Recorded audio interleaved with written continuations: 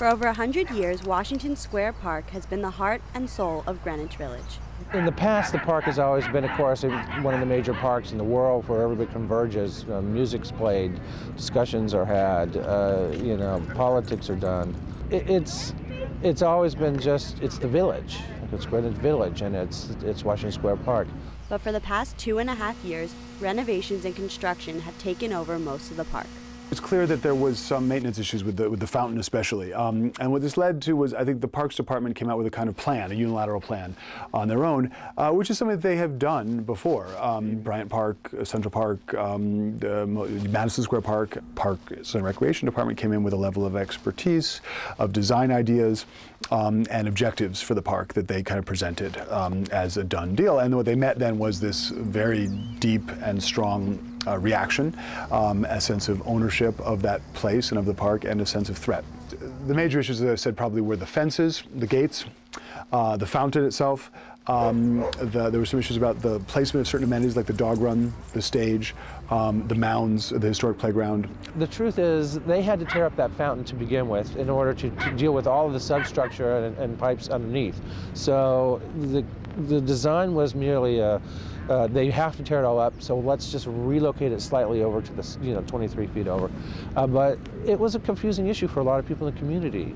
Before construction could begin, opponents to the new plan filed a lawsuit against the city in 2005 that delayed the start of construction by almost 3 years.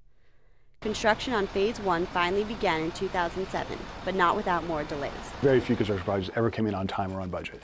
I think Parks and Rec had their phases. I think they were a little bit delayed on Phase 1, but not too bad, maybe 6 months. That's not bad, believe me, with a major project like this. They did the first phase, they closed half of the park for a year and a half, and did the first part.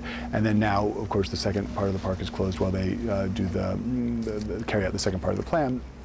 I walk my dogs every day in the park, and obviously I can't wait till the other, I think it's supposed to open, this Phase 2 is supposed to open in late March. So we're dying for it. The park's architect, George Velanakis, attributed delays in Phase 1 to the stone contractor supply company going bankrupt. He attributes delays in Phase 2 to financial reasons.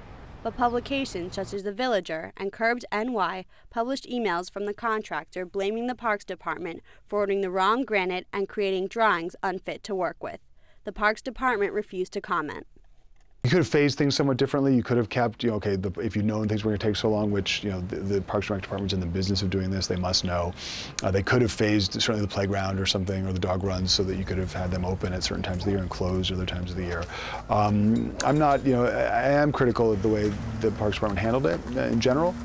Being on the community board, where we really ask for transparency on a regular basis on every issue, we realize that sometimes you just can't be. They may not always have the information. There have been some interesting delays. There's been sometimes when you think the weather is perfect out there and there's only one person working in the park, and you want to know kind of why is that. I don't have those answers, but yes, we've all watched that happen. But it's getting done now. Phase 2 of the park is set to be open to the public by spring 2011, which includes the entire east side, complete with new playground mounds, plantings, and seating areas.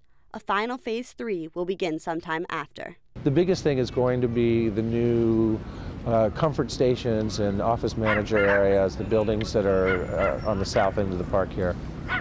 And we're pretty sure that's going to still take another couple of years. But most of the park, the fences should come down by spring at the latest. For NYU Tonight, this is Erica Semmel reporting.